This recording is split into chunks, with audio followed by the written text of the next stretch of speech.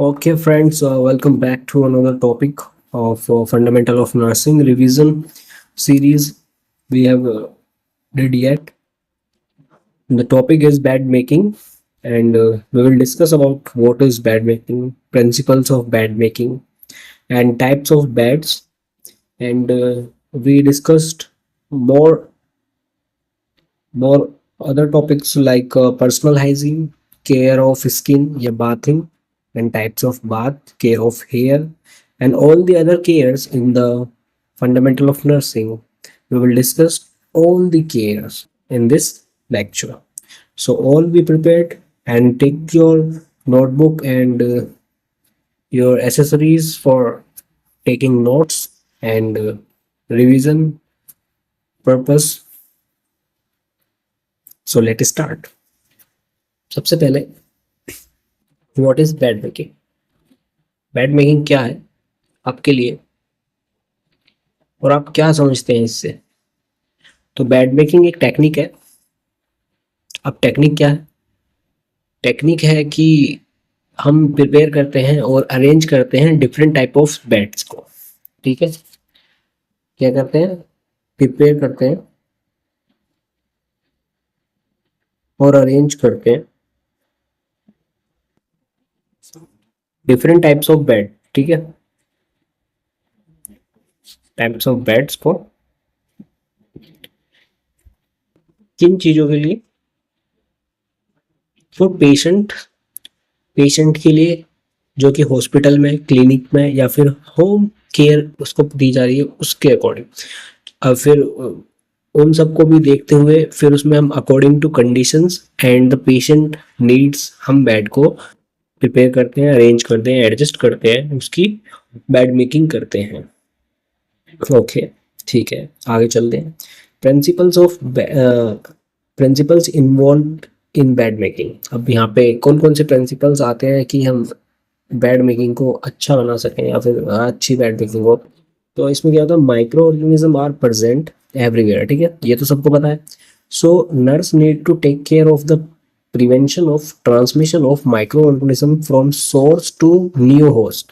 अब जैसे कोई पेशेंट है, वो पॉजिटिव था, ठीक है, अब वो पॉजिटिव था, वो हो गया डिस्चार्ज, लेकिन अगर हम बेड को नहीं तैयार करेंगे दोबारा नए सिरे से तो वो तो इन्फेक्टेड होने के चांसेस हैं। तो हम क्या करते हैं, उसको प्रिपेयर करते हैं, मैट्रेस को हटाते हैं एक बार, और जो लिनन है, जो शीट है हमारी, उसको पूरा ऑटोक्लेविंग के लिए दिया जाता है। उसको धुल के आने के लिए लॉन्ड्री में दिया जाता है एंड वो बिल्कुल साफ सुथरी होकर दोबारा आती है नई शीट। और फिर उसको हम प्रिपेयर करते हैं बेड को, ताकि transmission of microorganism from one source to another source is not transmitted. ठीक है, फिर क्या करते हैं, एक safe environment and comfortable bed will ensure rest, sleep and prevent several complications in bed-ridden patient।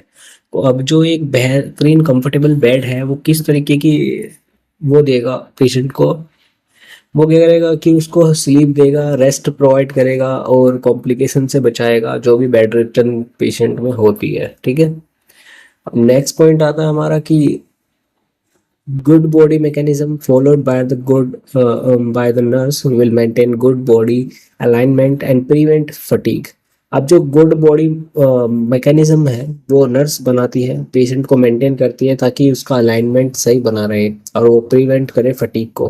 ठीक है, और ज़्यादा फटीग ना हो। ठीक है, next we have systematic way of functioning saves times energy and materials. Okay, ये सब चीज भी बचाता है, एक सिस्टमैटिक वे होना चाहिए। अब हम बात करते हैं टाइप्स ऑफ बेड्स में, कौन कौन से बेड्स आते हैं हमारे, ये हम लिख लेंगे ताकि आप भी लिख सको। सबसे पहले आता है हमारे पास हमारा क्लोज बेड, उसके बाद आता है ओपन बेड, फिर आता है एडमिशन बेड,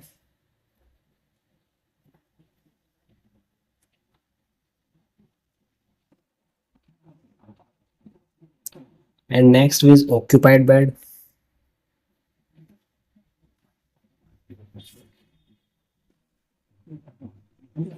फिर आता है ऑपरेशन बेड,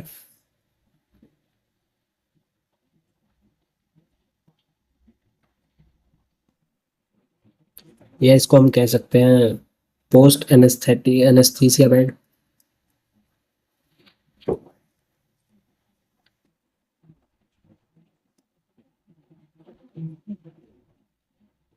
उसके बाद आता है recovery bed.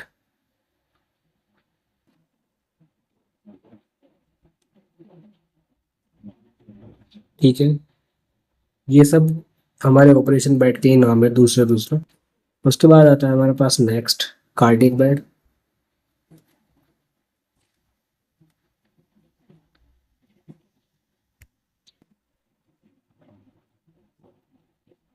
Then fracture bed. एक एक की बात करेंगे बिल्कुल डिटेल में, क्या होता है, क्या काम है, किस लिए यूज किया जाता है। Amputation bed.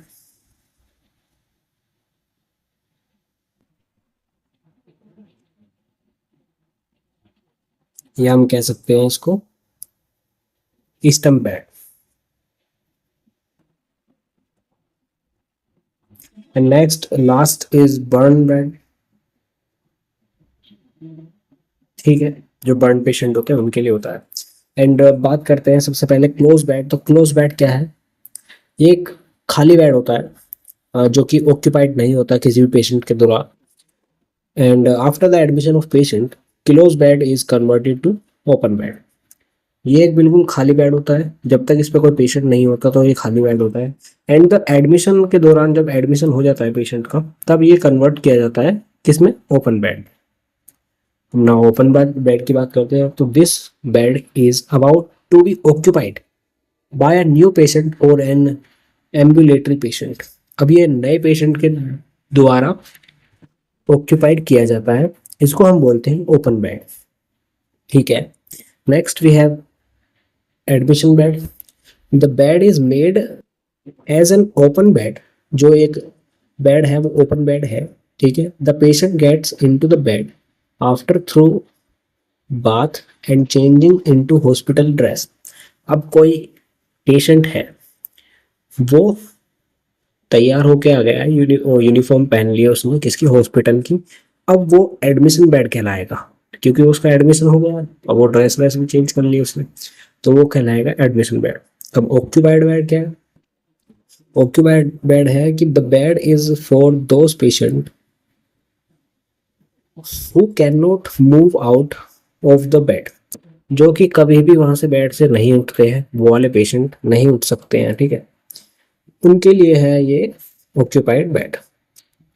नेक्स्ट है ऑपरेशन बेड, या फिर पोस्ट एनेस्थीसिया बेड, या फिर recovery bed.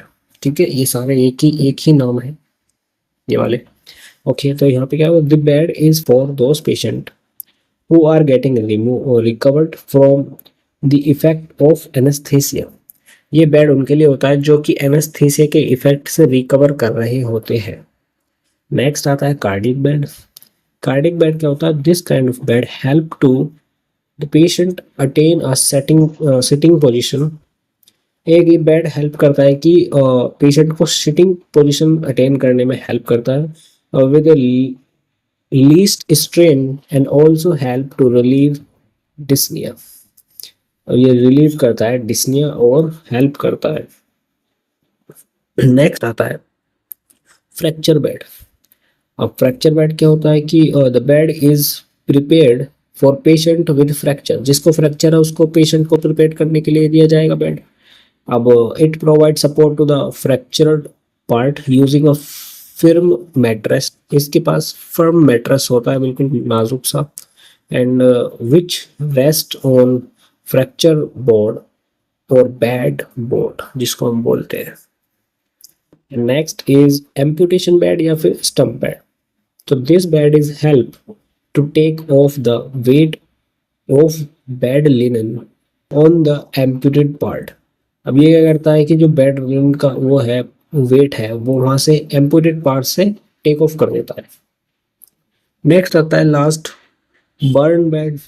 It consist of a long bed cradle which takes off bed linen weight from all over the body. अब ये क्या कर देता है? ये पूरा वेट ले लेता है लिनन का, क्योंकि होल बॉडी बर्न होती है, तो जिससे कि उस पर अटैच ना हो। तो ये हो गए हमारे types of beds.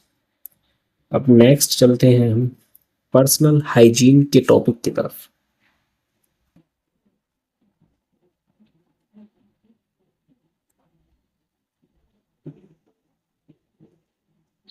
Personal hygiene is very mandatory guys. ये तो सब बताते हैं आपको। ठीक है, बात करते हैं। सबसे पहले पर्सनल हाइजीन में हमारा टॉपिक आता है, it is very important, oral care. Oral care में क्या, तो solution used for mouth care. सबसे पहले तो हाइड्रोजन पेरोक्साइड 1:20। माउथ की केयर को ही ओरल केयर बोलते हैं, तो इसमें सॉल्यूशंस लिख लेते हैं सबसे पहले हम। हाइड्रोजन पेरोक्साइड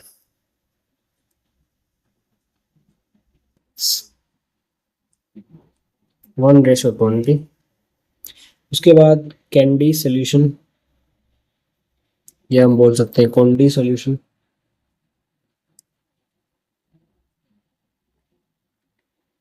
जिसमें कि होता है पोटेशियम पर मैग्नेट।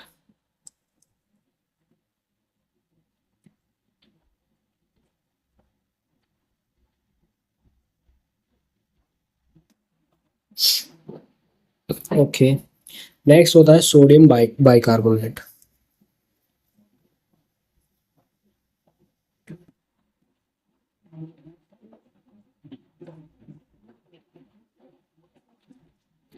ठीक है, and positions while providing oral care. तो ये बहुत जरूरी चीज है, पोजीशन कौन सी होती है वाइल प्रोवाइडिंग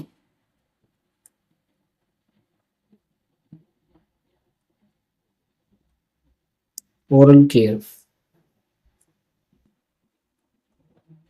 ये होती है for conscious patient, seated position, semi Fowler position और सुपाइन पोजीशन। जो भी कॉन्शियस पेशेंट्स हैं, फॉर कॉन्शियस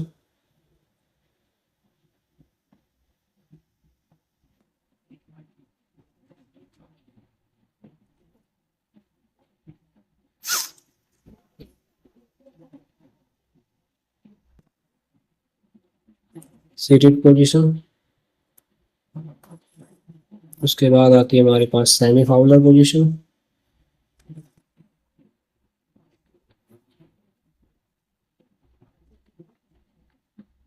एंड नेक्स्ट आती है हमारे पास सुपाइन पोजीशन।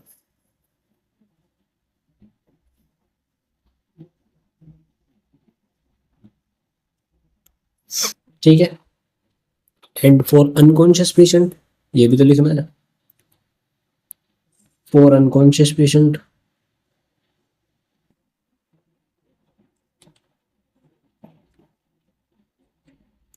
ये होती है हमारे पास लेटरल रिकवरी पोजीशन।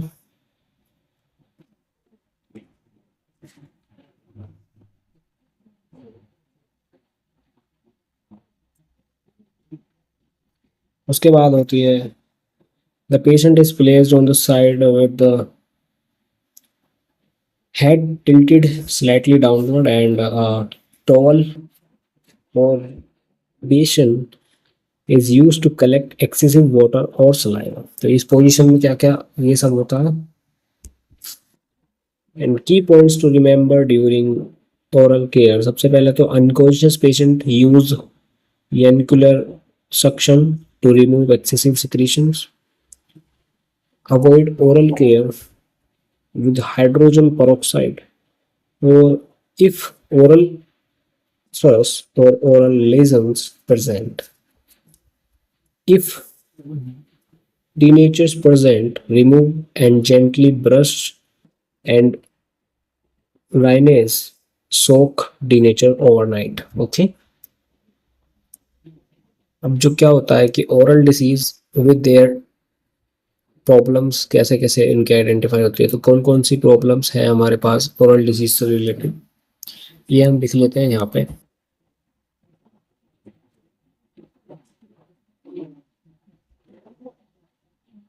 प्रॉब्लम्स। सबसे पहली प्रॉब्लम है हमारे पास halitosis.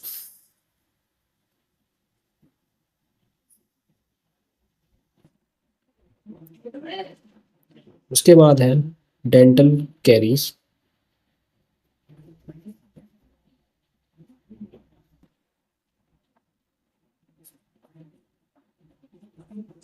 And next is dental plague.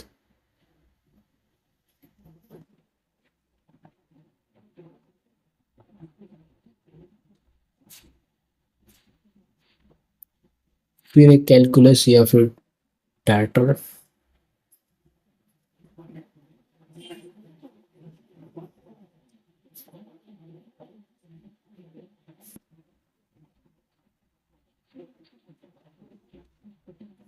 And next is bottle mouth syndrome.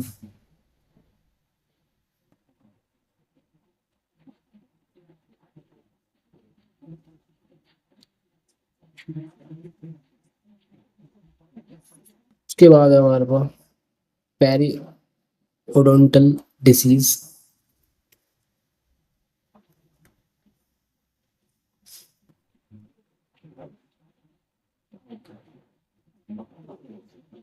या कह सकते हैं इसको पायोरिया।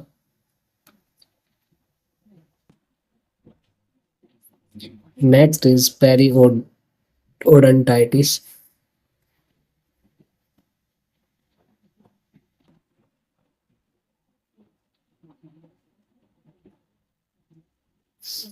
उसके बाद है सोरनेस। Next is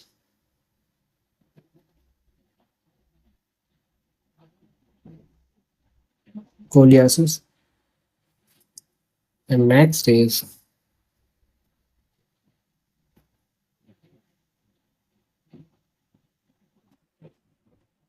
ग्लोसियाटिस।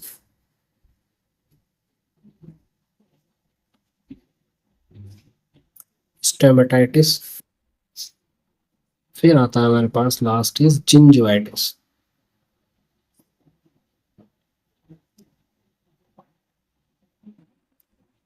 अब एक बार जल्दी जल्दी से मैं इनको आपको रिवाइज करा देता हूँ। सबसे पहले हेलिटोसिस में क्या होता है, बैड ओडर या फिर बैड ब्रीथ हम जिसे बोलते हैं वो होता है। डेंटल कैरीज में कॉमनली नोन एज कैविटीज हो जाती है। डेंटल प्लेग में soft thin layer of debris and epithelial cell deposit in the teeth which provide a median of the growth of microorganism। Okay, फिर आता है हमारे पास कैलकुलस।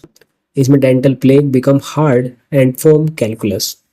फिर आता है बोतल माउथ सिंड्रोम। तो dental caries occur in children because of the use of बोतल with liquid and other than water. Okay, तो द बोतल माउथ सिंड्रोम हो जाता है। उसके बाद पेरियोडेंटल डिसीज, इसमें जाता है socket of teeth filled with पस इज नोन एज पायोरिया। उसके बाद आता है पेरियोनेटाइटिस, इन्फ्लामेशन ऑफ गम्स। एंड फिर आता है हमारे पास which spread to other parts of around teeth is called periodontium।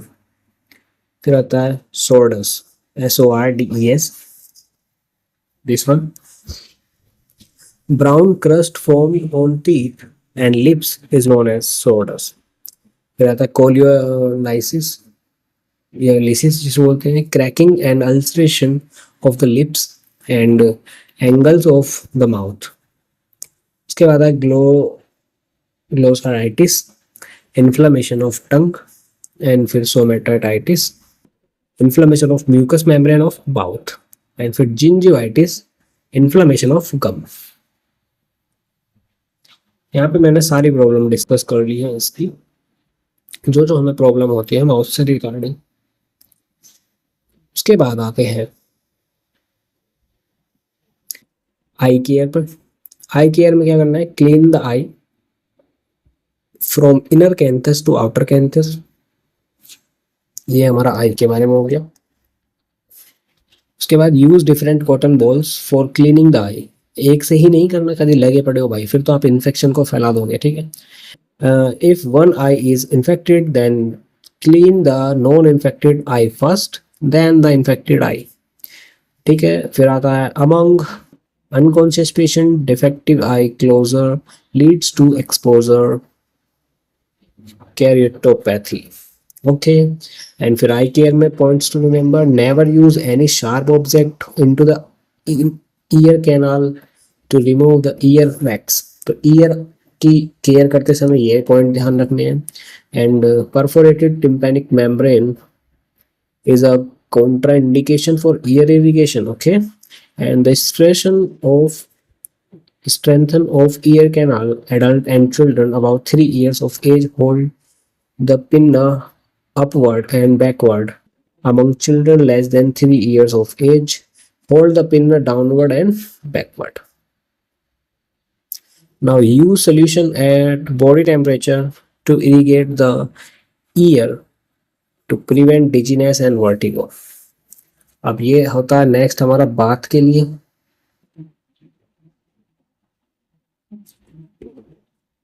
इसको भी करते हैं केयर ऑफ स्किन या फिर बाथ जिसे हम बोलते हैं।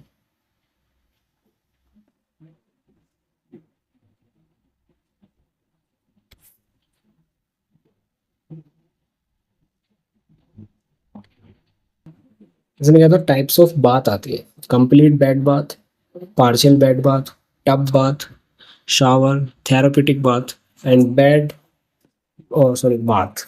ठीक है, तो ये लिख लेते हैं भाई इसमें सब पॉइंट्स मिला के, कंप्लीट बेड बाथ।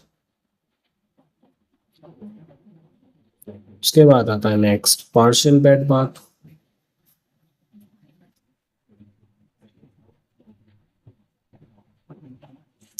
देन आता है टब बाथ, उसके बाद आता है शावर,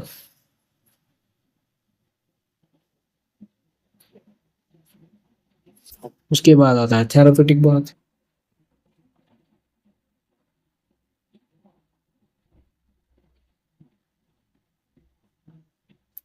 इनके बारे में बात करते हैं। चलो कंप्लीट बाथ क्या होता है, नर्स एडमिनिस्टर करती है complete bath to a totally dependent patient.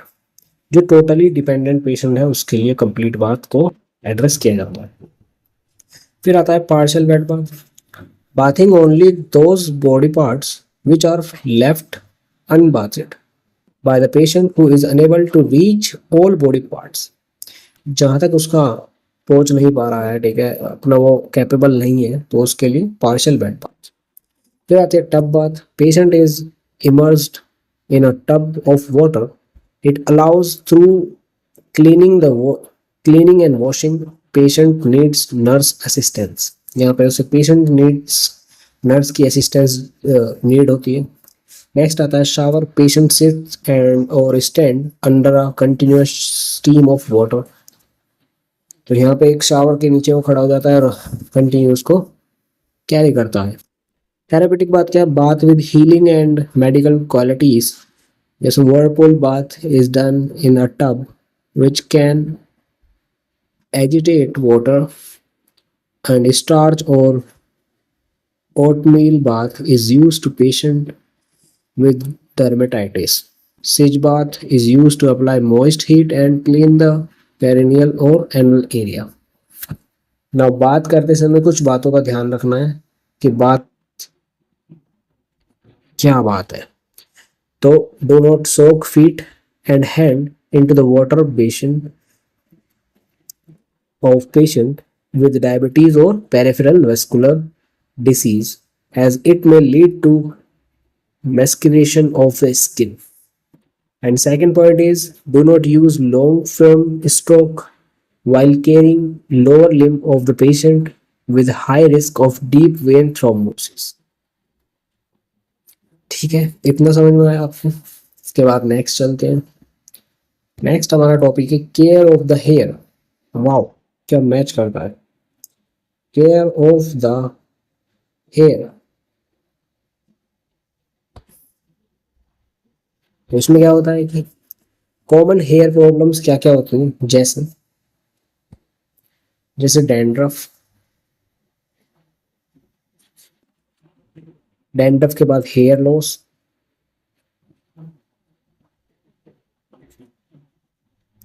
Hair loss के बाद टिक्स, उसके बाद पेडिकुलोसिस, ये इसको हम बोलते हैं लाइसी। उसके बाद स्केबीज, उसके बाद हेयर सिस्टम,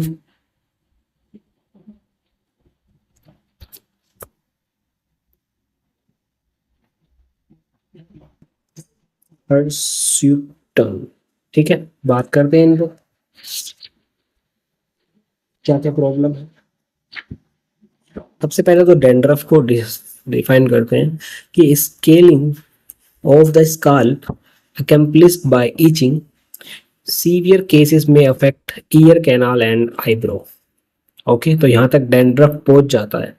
उसके बाद हेयर लॉस क्या है कि परमानेंट थिनिंग और loss of hair is hair loss. And ticks क्या है, small grey brown parasites that bites into the tissue and sucks blood. ये ब्लड सक्स करते हैं और अंदर घुस जाते हैं एक तरीके से टिश्यू में। फिर आता है हमारा पेडिकुलेसिस कि lice is a parasite that infest mammals। Infestations of lice is known as pediculosis। Okay, अब पेडिकुलोसिस कैपेटिस जो होता है इसका मतलब होता है कि lice found on scalp, and pediculosis pubis lice found on pubic hair, and pediculosis corporis lice found on the body. ठीक है, तो ये होता है पेडिकुलोसिस। फिर आता है स्केबीज, तो contagious skin infection by itching mite, itch mite बोल सकते हैं इसको। Characteristic lesions are burrow produced by female itch mite। The might cause intense itching। Treatment include application of scabicide lotion. फिर आता है हमारा लास्ट हिरस्यूशम। हिरक्यूशम, इसमें क्या होता है, growth of excessive hair on the body, तो इसको बोलते हैं हम हिरक्यूशम, हिरस्यूशम ऐसे है। ठीक है, यहाँ पे हमारा पेडिकुलोसिस ट्रीटमेंट क्या है, सबसे पहले बात कर लेते हैं। Pesticides used for pediculosis treatment include DDT 5% or 10%, carbonic lotion 1:40, equal part of kerosene and equal part of hair oil। तो ये सब हमारा प्रिवेंट करता है पेडिकुलोसिस को। समझ में आया? ठीक है, नेक्स्ट बात करते हैं care of hands and fit.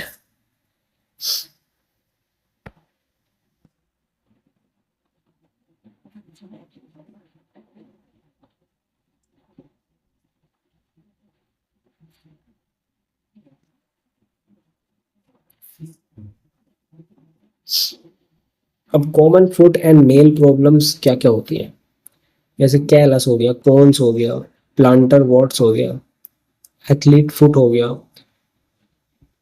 इनग्राउंड nail हो गया, पारोनकिया हो गया, फुट ऑर्डर हो गया। तो these are the problems of common problems of hand and foot या फिर फुट एंड नेल। सो लिख लेते हैं। फर्स्ट इज कैलस, उसके बाद कॉन्स, उसके बाद प्लांटर वॉट्स,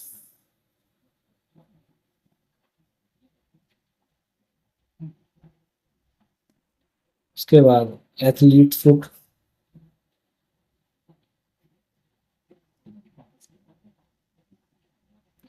उसके बाद इन ग्राउंड नेल,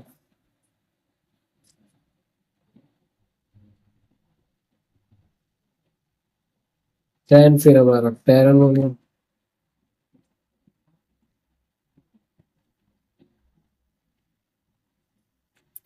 उसके बाद फुट ऑर्डर,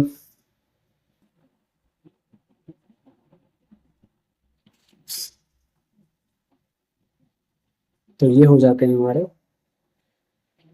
सारे प्रॉब्लम्स, कॉमन प्रॉब्लम्स। यहाँ पे हमारा होता है केयर ऑफ पेशेंट्स खत्म। उसके बाद हम कुछ टेक्निक्स की बात करेंगे नेक्स्ट लेक्चर में। तब तक के लिए keep studying, keep revision and keep question.